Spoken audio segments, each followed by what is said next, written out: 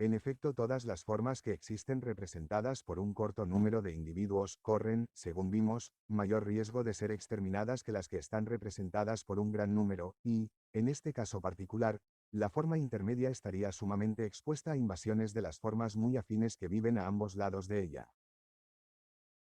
Pero es una consideración mucho más importante el que, durante el proceso de modificación posterior, por el que se supone que dos variedades se transforman y perfeccionan hasta constituir dos especies distintas, las dos que tienen número mayor de individuos por vivir en regiones mayores, llevarán una gran ventaja sobre las variedades intermedias que tienen un menor número de individuos en una zona menor e intermedia. En un periodo dado, las formas con mayor número tendrán más probabilidades de presentar nuevas variaciones favorables para que se apodere de ellas la selección natural, que las formas más raras, que tienen menos individuos. Por consiguiente, las formas más comunes tenderán, en la lucha por la vida, a vencer y a suplantar a las formas menos comunes, pues éstas se modificarán y perfeccionarán más lentamente. Es el mismo principio, creo yo, que explica el que las especies comunes en cada país, según se demostró en el capítulo segundo, presenten por término medio un número mayor de variedades bien señaladas que las especies más raras. Puedo aclarar lo que pienso suponiendo que se tienen tres variedades de ovejas, una adaptada a una gran región montañosa, otra a una zona relativamente estrecha y algo desigual, y una tercera a las extensas llanuras de la base, y que los habitantes se están todos esforzando con igual constancia y habilidad para mejorar por selección sus rebaños. En este caso, las probabilidades estarán muy en favor de los grandes propietarios de las montañas y de las llanuras, que mejoran sus castas más rápidamente que los pequeños propietarios de la zona intermedia estrecha y algo desigual, y, por consiguiente, la casta mejorada de la montaña o la de la llanura ocupará pronto el lugar de la casta menos mejorada de la falda de la montaña, y así las dos castas que primitivamente existieron, representadas por gran número de individuos, llegarán a ponerse completamente en contacto, sin la interposición de la variedad intermedia de la falda, que habrá sido suplantada. Resumiendo, creo que las especies llegan a ser entidades bastante bien definidas, y no se presentan en ningún período como un inextricable caos de eslabones variantes e intermedios. Primero, porque las nuevas variedades se forman muy lentamente, pues la variación es un proceso lento, y la selección natural no puede hacer nada hasta que se presenten diferencias y variaciones individuales favorables, y hasta que un puesto en la economía de un país puede estar mejor ocupado por alguna modificación de alguno o algunos de sus habitantes, y estos nuevos puestos dependerán de cambios lentos de clima o de la inmigración accidental de nuevos habitantes, y, probablemente en grado aún mucho mayor, de que algunos de los antiguos se modifiquen lentamente, obrando y reaccionando mutuamente las nuevas formas producidas de este modo y las antiguas. Así, pues, en toda región y en todo tiempo, hemos de ver muy pocas especies que presenten ligeras modificaciones de estructura, hasta cierto punto permanentes, y esto es seguramente lo que vemos. Segundo, en muchos casos, territorios actualmente continuos deben haber existido, dentro del período moderno, como partes aisladas, en las cuales muchas formas, sobre todo de las clases que se unen para cada cría y vagan mucho de un lugar a otro, pueden haberse vuelto separadamente lo bastante distintas para ser consideradas como especies representativas. En este caso tienen que haber existido anteriormente, dentro de cada parte aislada de tierra, variedades intermedias entre las diferentes especies representativas y su tronco común. Pero estos eslabones, durante el proceso de selección natural, habrán sido suplantados y exterminados de modo que ya no se encontrarán en estado viviente. Tercero, cuando se han formado dos o más variedades en regiones diferentes de un territorio rigurosamente continuo, es probable que se hayan formado al principio variedades intermedias en las zonas intermedias, pero generalmente habrán sido de corta duración, pues estas variedades intermedias, por razones ya expuestas, o sea por lo que sabemos de la distribución actual de las especies representativas o muy afines, e igualmente de las variedades reconocidas, existirán en las zonas intermedias con menor número de individuos que las variedades que tienden a enlazar. Por esta causa, solo las variedades intermedias están expuestas a exterminio accidental y, durante el proceso de modificación ulterior mediante selección natural, serán casi con seguridad vencidas y suplantadas por las formas que enlazan, pues estas, por estar representadas por mayor número de individuos, presentarán en conjunto más variedades, y así mejorarán aún más por selección natural y conseguirán nuevas ventajas. Finalmente, considerando, no un tiempo determinado, sino todo el tiempo, si mi teoría es cierta, tienen que haber existido innumerables variedades intermedias que enlacen estrechamente todas las especies del mismo grupo, pero el mismo proceso de selección natural tiende constantemente, como tantas veces se ha hecho observar, al exterminio de las formas madres y de los eslabones intermedios. En consecuencia, solo pueden encontrarse pruebas de su pasada existencia en los restos fósiles, los cuales, como intentaremos demostrar en uno de los capítulos siguientes, están conservados en registros sumamente imperfectos e interrumpidos. Del origen y transiciones de los seres orgánicos que tienen costumbres y conformación peculiares. Los adversarios de las ideas que sostengo han preguntado cómo pudo, por ejemplo, un animal carnívoro terrestre convertirse en un animal con costumbres acuáticas, porque cómo pudo subsistir el animal de su estado transitorio. Fácil sería demostrar que existen actualmente animales carnívoros que presentan todos los grados intermedios entre las costumbres rigurosamente terrestres y las acuáticas, y si todos estos animales existen en medio de la lucha por la vida, es evidente que cada uno tiene que estar bien adaptado a su lugar en la naturaleza. Consideremos la mustela bison de América del Norte, que tiene los pies con membranas interdigitales, y que se asemeja a la nutria por su pelo, por sus patas cortas y por la forma de la cola. Durante el verano, el animal se zambul para apresar pescado, pero durante el largo invierno abandona las aguas heladas y, como los otros mustélidos, devora ratones y animales terrestres. Si se hubiese tomado un caso diferente y se hubiese preguntado cómo un cuadrúpedo insectívoro pudo probablemente convertirse en murciélago que vuela, la pregunta hubiera sido mucho más difícil de contestar. Sin embargo, creo que tales dificultades son de poco peso. En esta ocasión, como en otras, me encuentro en una situación muy desventajosa, pues de los muchos casos notables que he reunido, solo puedo dar un ejemplo o dos de costumbres y conformaciones de transición en especies afines y de costumbres diversas, constantes o accidentales en la misma especie. Y me parece que solo una larga lista de estos casos puede ser suficiente para aminorar la dificultad en un caso dado como el del murciélago. Consideremos la familia de las ardillas, en ella tenernos la más delicada gradación desde animales con la cola solo un poco aplastada, y, según ha señalado Sir J.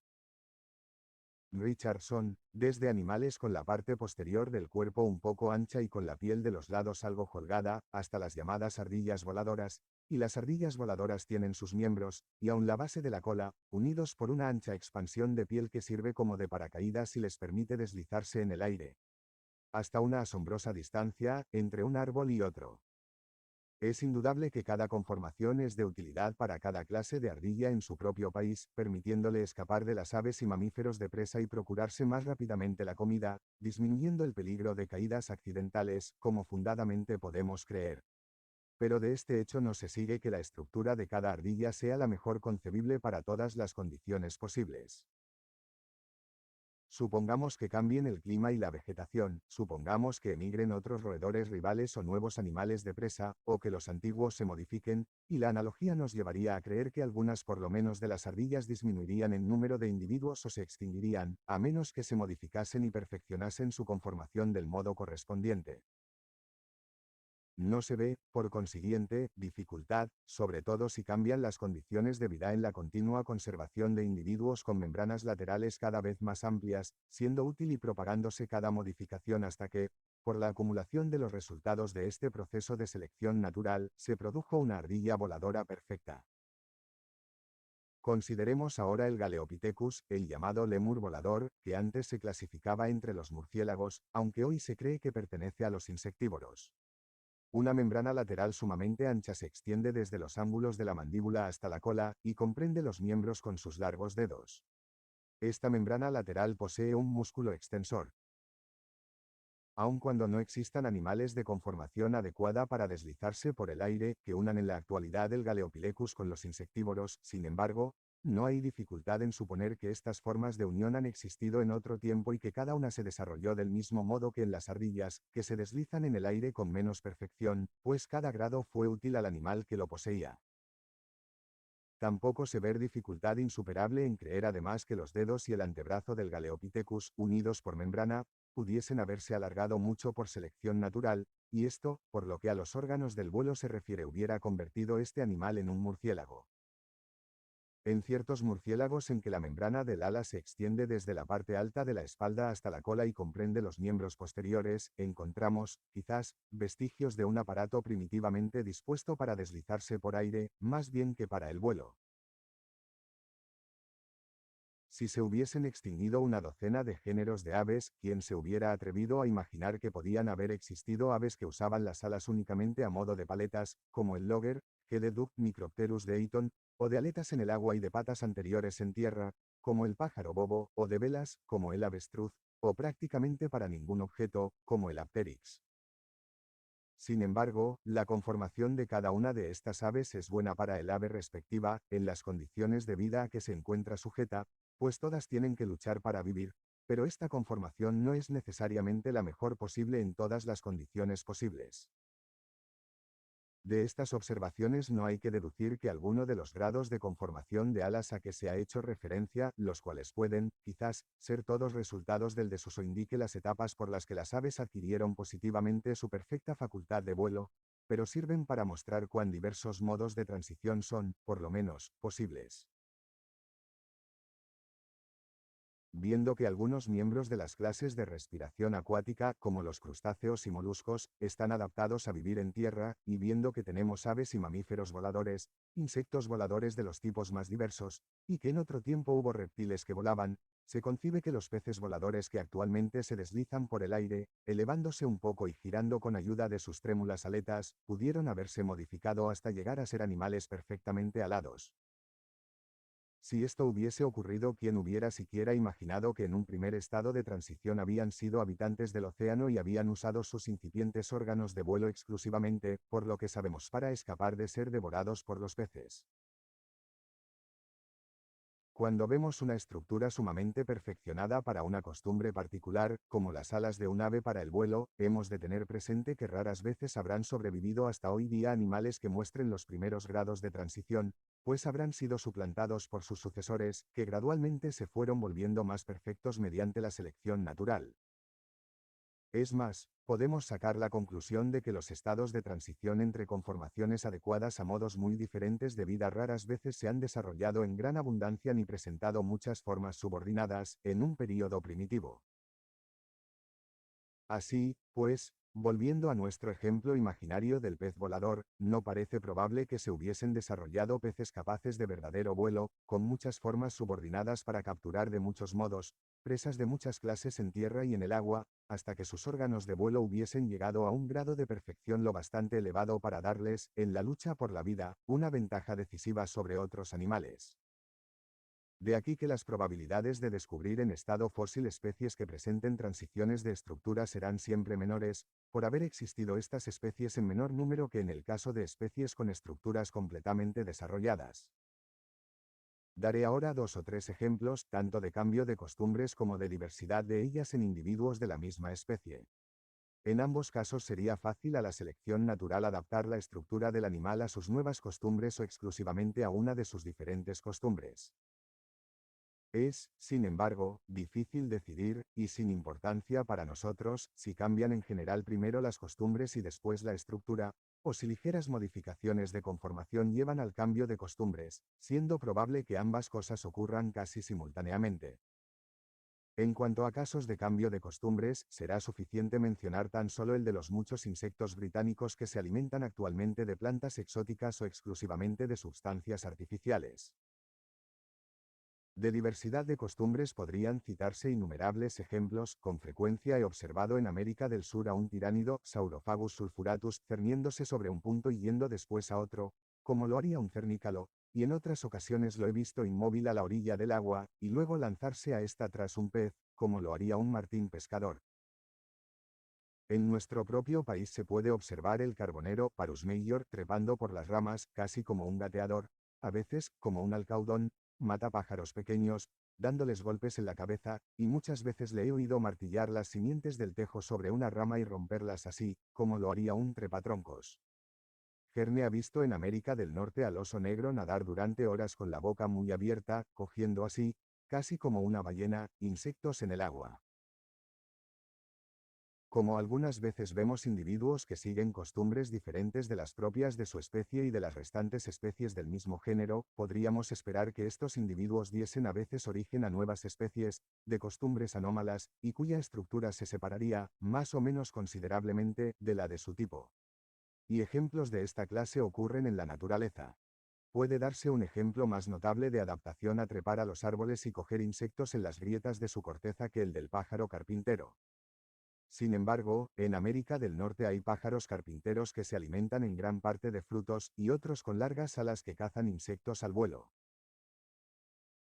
En las llanuras de La Plata, donde apenas crece un árbol, hay un pájaro carpintero, Colaptes campestris, que tiene 2 dedos hacia adelante y 2 hacia detrás, la lengua larga y puntiaguda, las plumas rectrices puntiagudas, lo suficientemente rígidas para sostener el animal su posición vertical en un poste, aunque no tan rígidas como en los pájaros carpinteros típicos, y el pico recto y fuerte.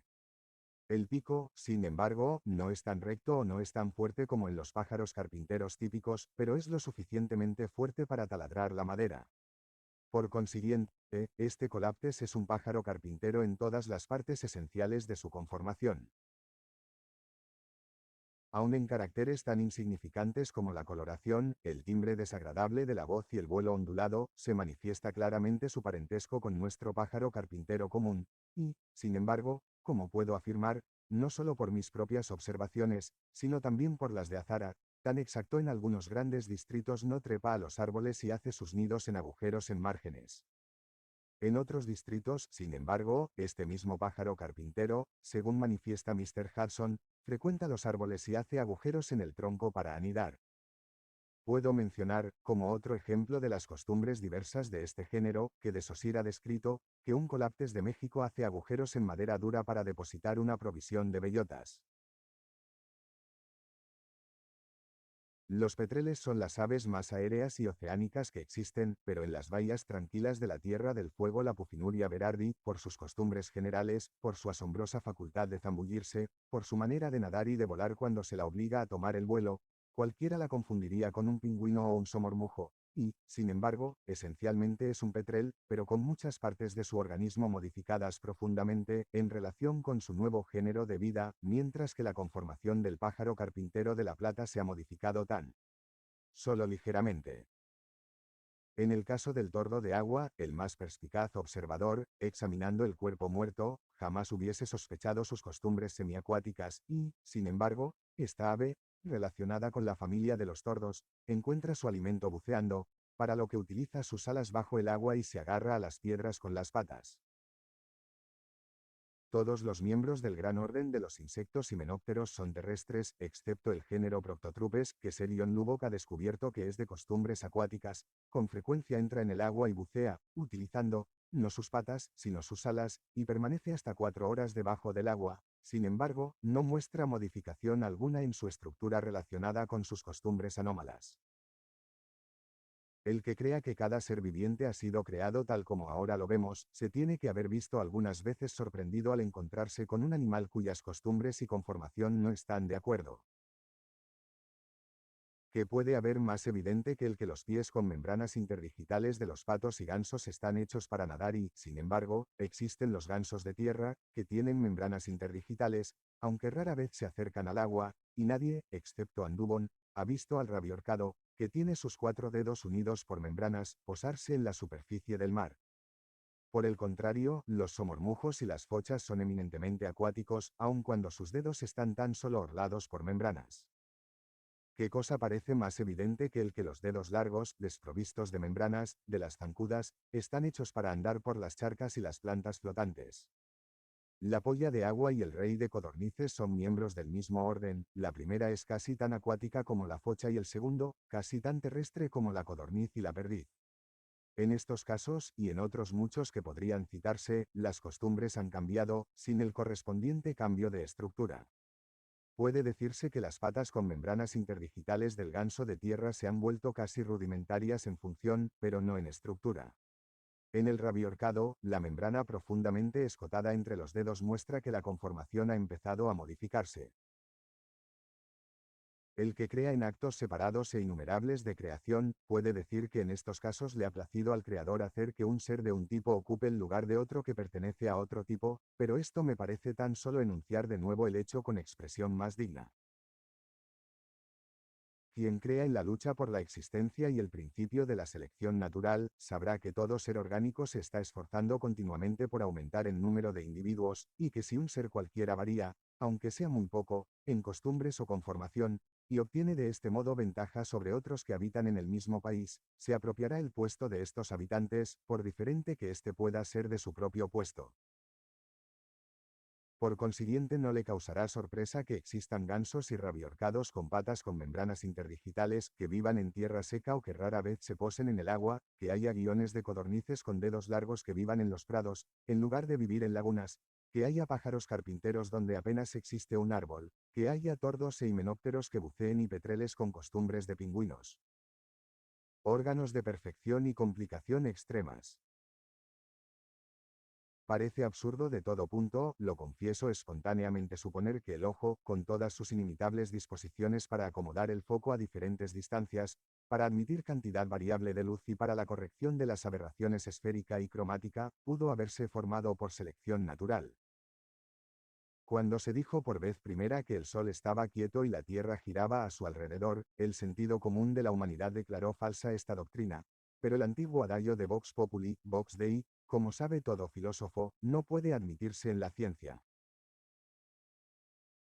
La razón me dice que si se puede demostrar que existen muchas gradaciones, desde un ojo sencillo e imperfecto a un ojo complejo y perfecto, siendo cada grado útil al animal que lo posea, como ocurre ciertamente, si además el ojo alguna vez varía y las variaciones son heredadas, como ocurre también ciertamente, y si estas variaciones son útiles a un animal en condiciones variables de la vida, entonces la dificultad de creer que un ojo perfecto y complejo pudo formarse por selección natural,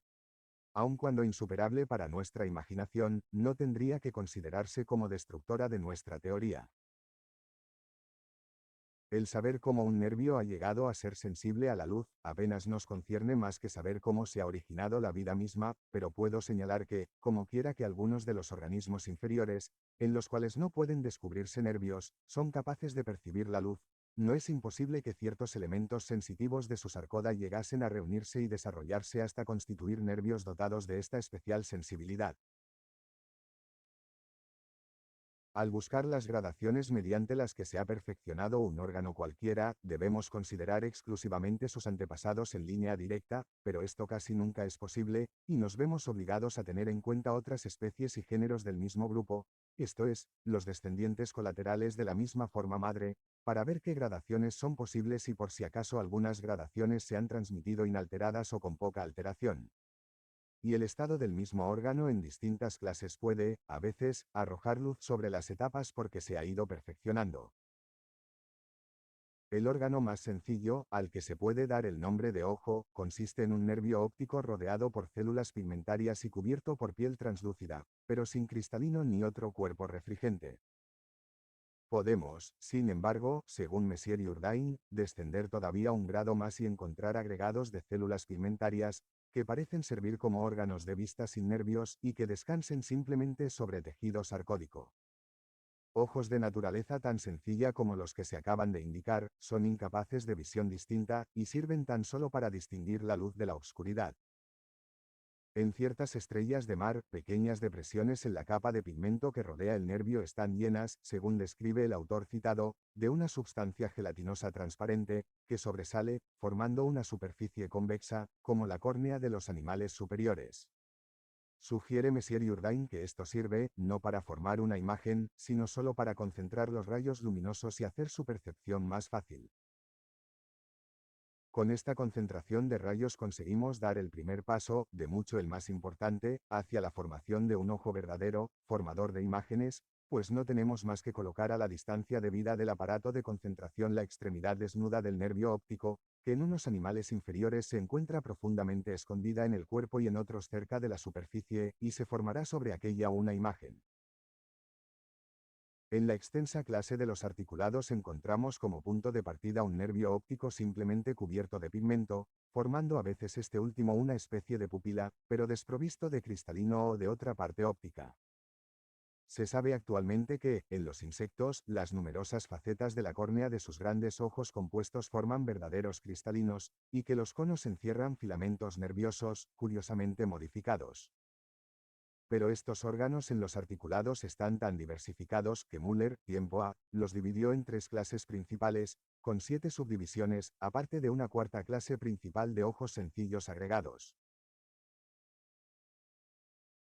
Cuando reflexionamos sobre estos hechos, expuestos aquí demasiado brevemente, relativos a la extensión, diversidad y gradación de la estructura de los ojos de los animales inferiores, y cuando tenemos presente lo pequeño que debe ser el número de formas vivientes en comparación con las que se han extinguido, entonces deja de ser muy grande la dificultad de creer que la selección natural puede haber convertido un sencillo aparato, formado por un nervio vestido de pigmento y cubierto al exterior por una membrana transparente, en un instrumento óptico tan perfecto como el que poseen todos los miembros de la clase de los articulados. Quien llegue hasta este punto, no deberá dudar en dar otro paso más si, al terminar este volumen, encuentra que por la teoría de la modificación por selección natural se pueden explicar grandes grupos de hechos inexplicables de otro modo, deberá admitir que una estructura, aunque sea tan perfecta como el ojo de un águila, pudo formarse de este modo, aun cuando en este caso no conozca los estados de transición. Se ha hecho la objeción de que para que se modificase el ojo y para que, a pesar de ello, se conservase como un instrumento perfecto, tendrían que efectuarse simultáneamente muchos cambios, lo cual se supone que no pudo hacerse por selección natural. Pero, como he procurado mostrar en mi obra sobre la variación de los animales domésticos, no es necesario suponer que todas las modificaciones fueron simultáneas, si fueron muy lentas y graduales. Clases diferentes de modificación servirían, pues, para el mismo fin general. Mr. Wallace ha hecho observar que si una lente tiene el foco demasiado corto o demasiado largo, puede ser corregida mediante una variación de curvatura o mediante una variación de densidad. Si la curvatura es irregular y los rayos no convergen en un punto, entonces todo aumento de regularidad en la curvatura será un perfeccionamiento. Así, ni la contracción del iris ni los movimientos musculares del ojo son esenciales para la visión, sino solo perfeccionamientos que pudieron haber sido añadidos y completados en cualquier estado de la construcción del instrumento. En la división más elevada del reino animal, los vertebrados, encontramos como punto de partida un ojo tan sencillo, que consiste, como en el anfioxo, en un saquito de membrana transparente, provisto de un nervio y revestido de pigmento, pero desprovisto de cualquier otro aparato. En los peces y reptiles, como Owen ha hecho observar, la serie de gradaciones de las estructuras dióptricas es muy grande. Es un hecho significativo que aún en el hombre, según la gran autoridad de Virchow, la hermosa lente que constituye el cristalino está formada en el embrión por un cúmulo de células epidérmicas situadas en una depresión de la piel en forma de saco, y el humor vítreo está formado por tejido embrionario subcutáneo. Para llegar, sin embargo, a una conclusión justa acerca de la formación del ojo, con todos sus caracteres maravillosos, aunque no absolutamente perfectos, es indispensable que la razón venza a la imaginación, pero he sentido demasiado vivamente la dificultad para que me sorprenda de que otros tituben en dar tan enorme extensión al principio de la selección natural. Apenas es posible dejar de comparar el ojo con un telescopio.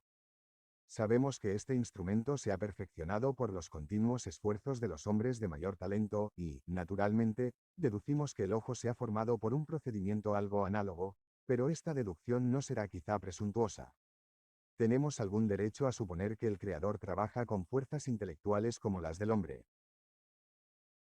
Si hemos de comparar el ojo con un instrumento óptico, debemos imaginar una capa gruesa de tejido transparente con espacios llenos de líquido y con un nervio sensible a la luz, situado debajo, y entonces suponer que todas las partes de esta capa están de continuo cambiando lentamente de densidad hasta separarse en capas de diferentes gruesos y densidades, colocadas a distancias diferentes unas de otras, y cuyas superficies cambian continuamente de forma. Además, tenemos que suponer que existe una fuerza representada por la selección natural, o supervivencia de los más adecuados, que acecha atenta y constantemente toda ligera variación en las capas transparentes y conserva cuidadosamente aquellas que en las diversas circunstancias tienden a producir, de algún modo o en algún grado, una imagen más clara. Tenemos que suponer que cada nuevo estado del instrumento se multiplica por 1.000.000, y se conserva hasta que se produce otro mejor, siendo entonces destruidos los antiguos. En los cuerpos vivientes, la variación producirá las ligeras modificaciones, la generación las multiplicará casi hasta el infinito y la selección natural entresacará con infalible destreza todo perfeccionamiento. Supongamos que este proceso continúa durante millones de años, y cada año en millones de individuos de muchas clases, podremos dejar de creer que pueda formarse de este modo un instrumento óptico viviente tan superior a uno de vidrio como las obras del Creador lo son a las del hombre. Modos de transición. Si se pudiese demostrar que existió un órgano complejo que no pudo haber sido formado por modificaciones pequeñas, numerosas y sucesivas, mi teoría se destruiría por completo, pero no puedo encontrar ningún caso de esta clase. Indudablemente existen muchos órganos cuyos grados de transición conocemos, sobre todo si consideramos las especies muy aisladas, alrededor de las cuales ha habido mucha destrucción, o también si tomamos un órgano común a todos los miembros de una clase, pues, en este último caso, el órgano tiene que haberse formado en un período remoto, después del cual se han desarrollado todos los numerosos miembros de la clase y, para descubrir los primeros grados de transición por los que ha pasado el órgano, tendríamos que buscar formas precursoras antiquísimas, extinguidas desde hace mucho tiempo. Hemos de ser muy prudentes en llegar a la conclusión de que un órgano no pudo haberse formado por transiciones graduales de ninguna especie. En los animales inferiores se podrían citar numerosos casos de un mismo órgano que a un mismo tiempo realiza funciones completamente distintas. Así, en la larva del caballito del diablo y en el pez cobites, el tubo digestivo respira, digiere y excreta. En la hidra puede el animal ser vuelto del revés, y entonces la superficie exterior digerirá y el estómago respirará. En estos casos, la selección natural pudo especializar para una sola función, si de este modo se obtenía alguna ventaja, la totalidad o parte de un órgano que anteriormente habla realizado dos funciones, y entonces, por grados insensibles, pudo cambiar grandemente su naturaleza. Se conocen muchas plantas que producen al mismo tiempo flores diferentemente constituidas, y si estas plantas tuviesen que producir flores de una sola clase, se efectuaría un gran cambio, relativamente brusco, en los caracteres de la especie. Es, sin embargo, probable que las dos clases de flores producidas por la misma planta se fueron diferenciando primitivamente por transiciones muy graduales, que todavía pueden seguirse en algunos casos. Además, dos órganos distintos, o el mismo órgano con dos formas diferentes, pueden realizar simultáneamente en el mismo individuo la misma función, y este es un modo de transición importantísimo. Pongamos un ejemplo, hay peces que mediante agallas o branquias respiran el aire disuelto en el agua, al mismo tiempo que respiran el aire libre en su vejiga natatoria, por estar dividido este órgano por tabiques sumamente vascularizados y tener un conducto neumático para la entrada del aire. Pongamos otro ejemplo tomado del reino vegetal, las plantas trepan de tres modos diferentes, enroscándose en espiral, cogiéndose a un soporte con los zarcillos sensitivos y mediante la emisión de raicitas aéreas. Estos tres modos se encuentran de ordinario en grupos distintos, pero algunas especies presentan dos de estos modos, y aun los tres, combinados en el mismo individuo. En todos estos casos, uno de los dos pudo modificarse y perfeccionarse rápidamente hasta realizar toda la labor, siendo ayudado por el otro órgano, durante el proceso de la modificación, y entonces este otro órgano pudo modificarse para otro fin completamente distinto o atrofiarse por completo. El ejemplo de la vejiga natatoria de los peces es bueno, porque nos muestra claramente el hecho importantísimo de que un órgano construido primitivamente para un fin, la flotación, puede convertirse en un órgano para un fin completamente diferente, la respiración. La vejiga natatoria, además, se ha transformado como un accesorio de los órganos auditivos de ciertos peces. Todos los fisiólogos admiten que la vejiga natatoria es homóloga, o idealmente semejante, en posición y estructura, de los pulmones de los animales vertebrados superiores. Por consiguiente, no hay razón para dudar que la vejiga natatoria se ha convertido positivamente en pulmones, o sea, en un órgano utilizado exclusivamente por la respiración. De acuerdo con esta opinión, puede inferirse que todos los animales vertebrados con verdaderos pulmones descienden por generación ordinaria de un antiguo prototipo desconocido que estaba provisto de un aparato de flotación o vejiga natatoria.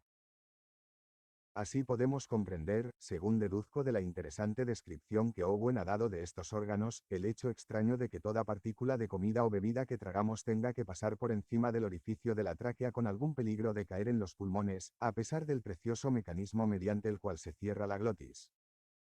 En los vertebrados superiores, las branquias han desaparecido por completo, pero en el embrión, las hendeduras a los lados del cuello y el recorrido, a modo de asa, de las arterias, señala todavía su posición primitiva. Pero se concibe que las branquias, en la actualidad perdidas por completo, pudieron ser gradualmente modificadas para algún fin distinto por la selección natural. Por ejemplo, Landois ha demostrado que las alas de los insectos provienen de las tráqueas, y es, por consiguiente, muy probable que, en esta extensa clase, órganos que sirvieron en un tiempo para la respiración, se hayan convertido realmente en órganos de vuelo. Al considerar las transiciones entre los órganos, es tan importante tener presente la posibilidad de conversión de una función en otra, que citará otro ejemplo. Los cirrípedos pedunculados tienen dos pequeños pliegues de tegumento, que yo he llamado frenos ovígeros, los cuales, mediante una secreción pegajosa, sirven para retener los huevos dentro del manto hasta la eclosión. Estos cirrípedos no tienen branquias, toda la superficie del cuerpo y del manto, junto con los pequeños frenos, sirve para la respiración. Los balánidos o cirrípedos sesiles, por el contrario, no tienen frenos ovígeros, quedando los huevos sueltos en el fondo del manto, dentro de la bien cerrada concha, pero, en la misma posición relativa que los frenos, tienen membranas grandes y muy plegadas, que comunican libremente con las lagunas circulatorias del manto y cuerpo, y que todos los naturalistas han considerado que funcionan como branquias. Ahora bien, creo que nadie discutirá que los frenos ovígeros en una familia son rigurosamente homólogos de las branquias en la otra. Realmente existen todas las gradaciones entre ambos órganos. Por consiguiente, no hay que dudar que los dos pequeños pliegues de tegumento que primitivamente sirvieron de frenos ovígeros, pero que ayudaban también muy débilmente al acto de la respiración, se han convertido poco a poco en branquias por selección natural, simplemente por aumento de tamaño y atrofia de sus glándulas adhesivas. Si todos los cirrípedos pedunculados se hubiesen extinguido, y han experimentado una extinción mucho mayor que los cirrípedos sesiles, ¿quién hubiera imaginado siquiera que las branquias de esta última familia hubiesen existido primitivamente como órganos para evitar que los huevos fuesen arrastrados por el agua fuera del manto? Existe otro modo posible de transición, o sea, por la aceleración o retardo del período de reproducción, sobre lo cual han insistido últimamente el profesor Cope y otros en los Estados Unidos. Se sabe hoy día que algunos animales son capaces de reproducirse a una edad muy temprana, antes de que hayan adquirido sus caracteres perfectos, y, si esta facultad llegase a desarrollarse por completo en una especie, parece probable que, más pronto o más tarde, desaparecería el estado adulto, y en este caso, especialmente si la larva difiere mucho de la forma adulta, los caracteres de la especie cambiarían y se degradarían considerablemente. Además, no pocos animales, después de haber llegado a la edad de la madurez sexual, continúan modificando sus caracteres casi durante toda su vida. En los mamíferos, por ejemplo, la forma del cráneo frecuentemente se altera mucho con la edad, de lo que el Dr. Murray ha citado algunos notables ejemplos en las focas. Todos sabemos que las cuernas de los ciervos se ramifican cada vez más y las plumas de algunas aves se desarrollan más hermosamente a medida que estos animales se vuelven más viejos. El profesor Cope afirma que los dientes de ciertos saurios cambian mucho de forma con los años. En los crustáceos, según ha descrito Fritz Müller, no solo muchas partes insignificantes, sino también algunas de importancia, toman caracteres nuevos después de la madurez sexual. En todos estos casos, y podrían citarse muchos, si la edad de la reproducción se retardase, los caracteres de la especie, por lo menos en estado adulto, se modificarían, y también es probable que estados anteriores y primeros de desarrollo se precipitasen y, finalmente, se perdiesen. No puedo formar opinión acerca de si las especies se han modificado con frecuencia, si es que lo han hecho alguna vez por este modo de transición relativamente súbito. Pero, si esto ha ocurrido, es probable que las diferencias entre el joven y el adulto y entre el adulto y el viejo fueron primitivamente adquiridas por grados. Dificultades especiales de la teoría de la selección natural. Aun cuando hemos de ser muy prudentes en admitir que un órgano no pudo haberse producido por grados pequeños y sucesivos de transición, sin embargo, es indudable que ocurren casos de grave dificultad. Uno de los más graves es el de los insectos neutros, que, con frecuencia, son de conformación diferente que las hembras fecundas y que los machos, pero este caso se tratará en el capítulo próximo. Los órganos eléctricos de los peces nos ofrecen otro caso de especial dificultad, pues no es posible concebir por qué grados se han producido estos maravillosos órganos, pero esto no es sorprendente, pues ni siquiera conocemos cuál sea su uso. En el Gymnotus y en el torpedo, indudablemente sirven como medios poderosos de defensa, y quizás para asegurar sus presas, pero en la raya, según ha señalado Meiteuchi, un órgano análogo en la cola manifiesta muy poca electricidad, aun cuando el animal esté muy irritado, tan poca, que apenas puede ser de utilidad alguna para los fines antedichos. Es más, en la raya, aparte del órgano a que nos acabamos de referir, existe, como ha demostrado el Dr. R. Endonel, otro órgano cerca de la cabeza que no se sabe que sea eléctrico, pero que parece ser el verdadero homólogo de la batería eléctrica del torpedo. Se admite generalmente que entre estos órganos y los músculos ordinarios existe una estrecha analogía en la estructura íntima, en la distribución de los nervios y en la acción que sobre ellos ejercen diferentes reactivos. Hay también que observar especialmente que la contracción muscular va acompañada de una descarga eléctrica y, como afirma el Dr. Radcliffe, en el aparato eléctrico del torpedo, durante el reposo, parece que hay una carga igual por todos conceptos a la que se encuentra en el músculo y nervio durante el reposo, y la descarga del torpedo, en lugar de ser peculiar, puede ser solamente otra forma de la descarga que depende de la acción del músculo y del nervio motor. No podemos actualmente pasar de aquí en el camino de la explicación, pero, como sabemos tan poco acerca del uso de estos órganos, no podemos actualmente pasar de aquí en el camino de la explicación, pero, como sabemos tan poco acerca del uso de estos órganos y no sabemos nada sobre las costumbres y conformación de los antepasados de los peces eléctricos vivientes, sería muy temerario sostener que no son posibles transiciones útiles mediante las cuales estos órganos pudieran haberse desarrollado gradualmente.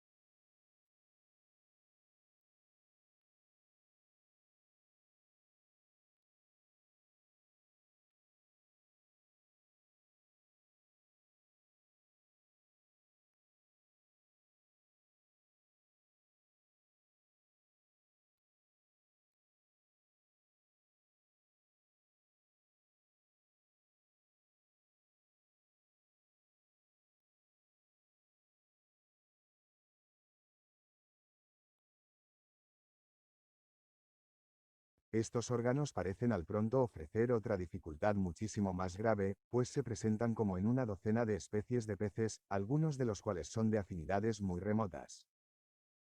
Cuando el mismo órgano se encuentra en diferentes miembros de un mismo grupo, especialmente si tienen costumbres muy diferentes, podemos en general atribuir su presencia a herencia de un antepasado común, y su ausencia en algunos de los miembros a pérdida por desuso o selección natural.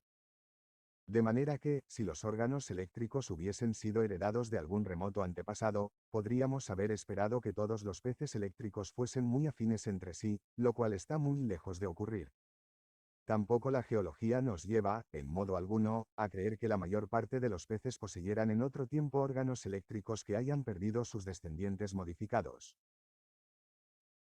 Pero cuando examinamos más de cerca la cuestión, vemos que en los distintos peces provistos de órganos eléctricos están estos situados en partes diferentes del cuerpo y que difieren en su estructura, así como también en la disposición de las placas y, según Pacini, en el procedimiento o medio de producir la electricidad y, finalmente, en estar provistos de nervios que proceden de diferentes orígenes, siendo esta quizás la más importante de todas las diferencias. De aquí que los órganos eléctricos de los diferentes peces no pueden considerarse como homólogos, sino solo como análogos en su función.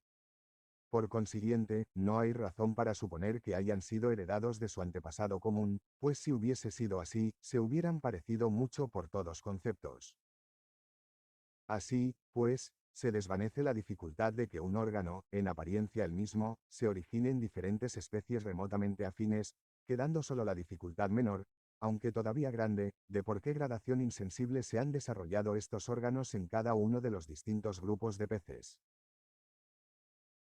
Los órganos luminosos que se presentan en algunos insectos de familias muy distintas y que están situados en diferentes partes del cuerpo, ofrecen, en nuestro estado actual de ignorancia, una dificultad casi exactamente paralela a la de los órganos eléctricos. Podrían citarse otros casos semejantes, por ejemplo, en las plantas, la curiosísima disposición de una masa de granos de polen llevados por un pedúnculo con una glándula adhesiva, es evidentemente la misma en Orchis y Asclepias, géneros casi los más distantes posible dentro de las fanerógamas, pero tampoco aquí son homólogos órganos. En todos los casos de seres muy separados en la escala de la organización que tienen órganos peculiares semejantes, se encontrará que, a pesar de que el aspecto general y la función de los órganos pueden ser iguales, sin embargo, pueden siempre descubrirse diferencias fundamentales entre ellos. Por ejemplo, los ojos de los cefalópodos y los de los vertebrados parecen portentosamente semejantes, y en estos grupos tan distantes nada de esta semejanza puede ser debido a herencia de un antepasado común. Mr. Mivart ha presentado este como un caso de especial dificultad, pero yo no sé ver la fuerza de su argumento. Un órgano de visión tiene que estar formado de tejido transparente y tiene que comprender alguna clase de lente para formar una imagen en el fondo de una cámara oscura. Aparte del parecido superficial, apenas hay semejanza alguna real entre los ojos de los cefalópodos y los de los vertebrados, como puede verse consultando la admirable memoria de Jensen acerca de estos órganos en los cefalópodos. Me es imposible entrar aquí en detalles, pero puedo, sin embargo, indicar algunos de los puntos en que difieren. El cristalino, en los cefalópodos superiores, consta de dos partes, colocadas una tras otra, como dos lentes, teniendo ambas disposición y estructura muy diferentes de las que se encuentran en los vertebrados. La retina es completamente diferente, con una verdadera inversión de los elementos y con un ganglio nervioso grande encerrado dentro de las membranas del ojo. Las relaciones de los músculos son lo más diferentes que pueda imaginarse, y así en los demás puntos. Por consiguiente, no es pequeña dificultad el decidir hasta qué punto deban emplearse los mismos términos al describir los ojos de los cefalópodos y los de los vertebrados. Cada cual, naturalmente, es libre de negar que el ojo pudo haberse desarrollado en uno y otro caso por selección natural de ligeras variaciones sucesivas, pero, si se admite esto para un caso, es evidentemente posible en el otro, y, de acuerdo con esta opinión acerca de su modo de formación, se podían haber previsto ya diferencias fundamentales de estructura entre los órganos visuales de ambos grupos. Así como algunas veces dos hombres han llegado independientemente al mismo invento, así también, en los diferentes casos precedentes, parece que la selección natural, trabajando por el bien de cada ser y sacando ventaja de todas las variaciones favorables, ha producido, en seres orgánicos distintos, órganos semejantes, por lo que se refiere a la función, los cuales no deben nada de su estructura común a la herencia de un común antepasado. Fritz Müller, con objeto de comprobar las conclusiones a que se llega en este libro, ha seguido con mucha diligencia un razonamiento casi análogo. Diferentes familias de crustáceos comprenden un corto número de especies que poseen un aparato de respiración aérea y están conformadas para vivir fuera del agua. En dos de estas familias, que fueron estudiadas más especialmente por Müller y que son muy afines entre sí, las especies se asemejan mucho en todos los caracteres importantes, o sea, en los órganos de los sentidos, en el aparato circulatorio, en la posición de los grupos de pelos en el interior de su complicado estómago y, finalmente, en toda la estructura de las branquias mediante las que respiran en el agua, incluso en los microscópicos garfios, mediante los cuales se limpian. Por consiguiente, se podía esperar que, en el corto número de especies de ambas familias, que viven en tierra, los aparatos igualmente importantes de respiración aérea tendrían que ser iguales, pues porque estos aparatos destinados al mismo fin tendrían que haber sido hechos diferentes, mientras que todos los otros órganos importantes son muy semejantes o casi idénticos.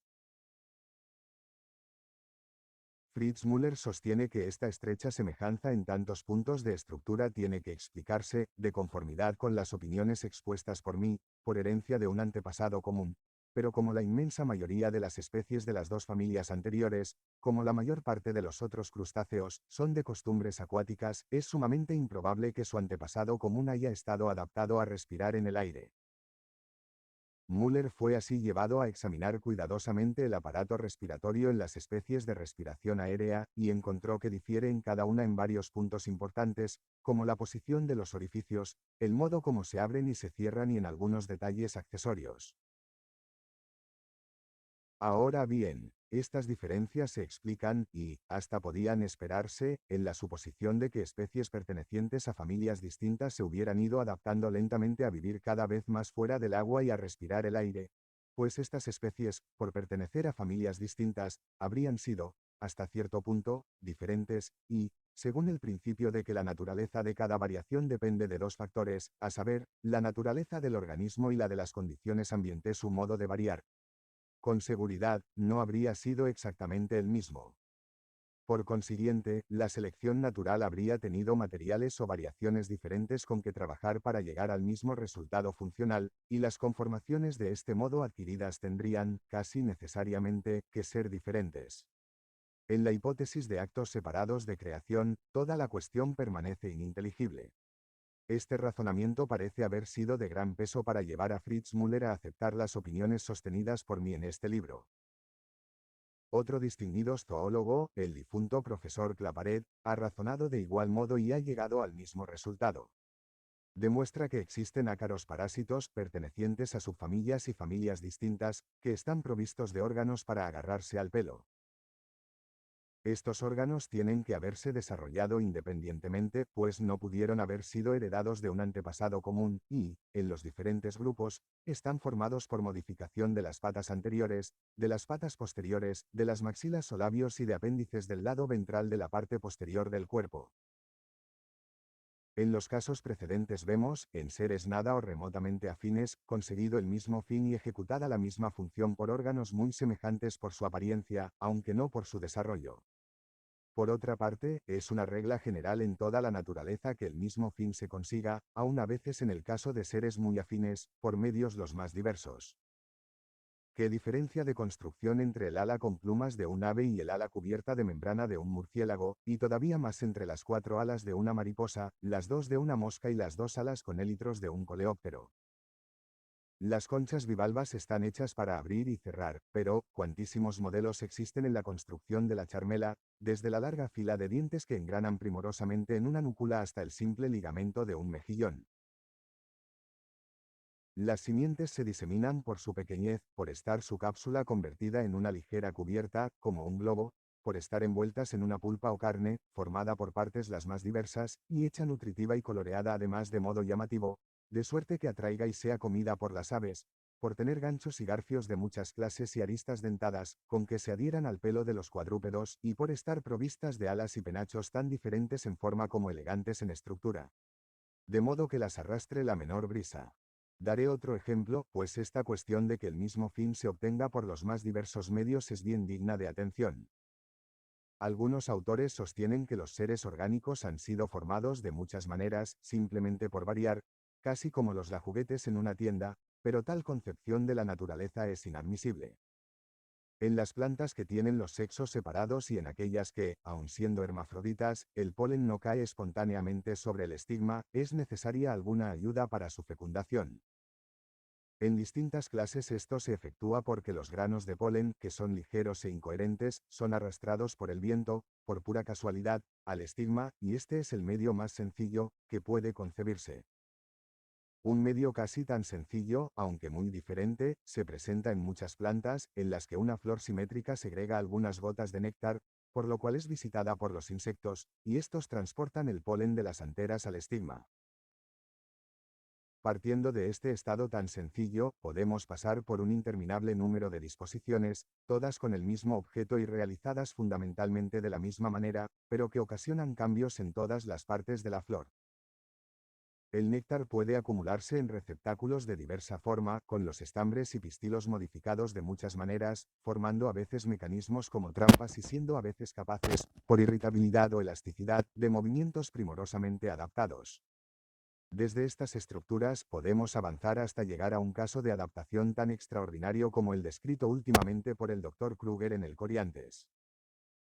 Esta orquídea tiene parte de su labelo o labio inferior excavado, formando un gran cubo, en el cual caen continuamente gotas de agua casi pura, procedente de dos cuernecillos secretores que están encima de él, y cuando el cubo está medio lleno de agua se derrama por un conducto lateral.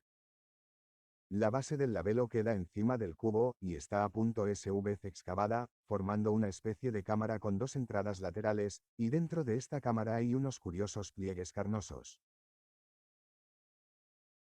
El hombre más astuto, si no hubiese sido testigo de lo que ocurre, no podría nunca haber imaginado para qué sirven todas estas partes, pero el Dr. Kruger vio multitud de abejorros que visitaban las gigantescas flores de esta orquídea, no para chupar néctar, sino para morder los pliegues de la cámara de encima del cubo. Al hacer esto, muchas veces se empujan unos a otros y caen en el agua, y como sus alas quedan así mojadas, no pueden escapar volando, y se ven obligados a salir arrastrándose por el paso que forma el canal o aliviadero.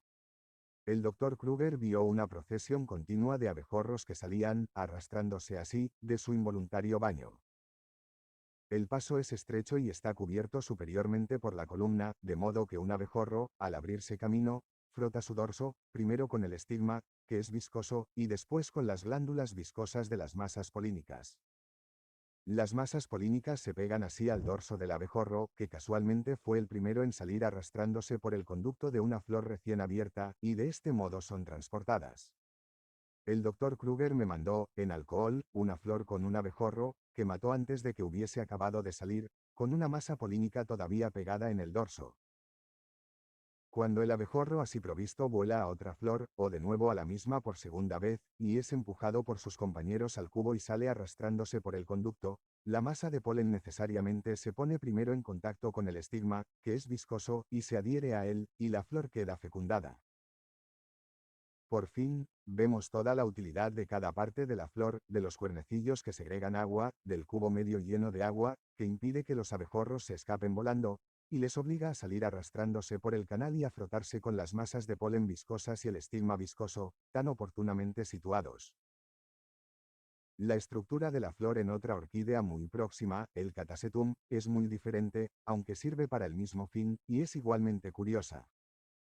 Los himenópteros visitan sus flores, como las de Coriantes, para morder su labelo. Al hacer esto, tocan inevitablemente un saliente largo, afilado y sensible, o antena, como lo he denominado. Esta antena, al ser tocada, transmite una sensación o vibración a cierta membrana, que se rompe instantáneamente. Esto suelta un resorte, mediante el cual la masa de polen es lanzada en línea recta como una flecha, y se pega por su extremidad, que es viscosa, el dorso del himenóptero. Las masas de polen de la planta masculina, pues los sexos están separados de esta orquídea, son transportadas de este modo a la planta femenina, donde se ponen en contacto con el estigma, que es lo bastante viscoso para romper unos hilos elásticos, y, reteniendo el polen, se efectúa la fecundación.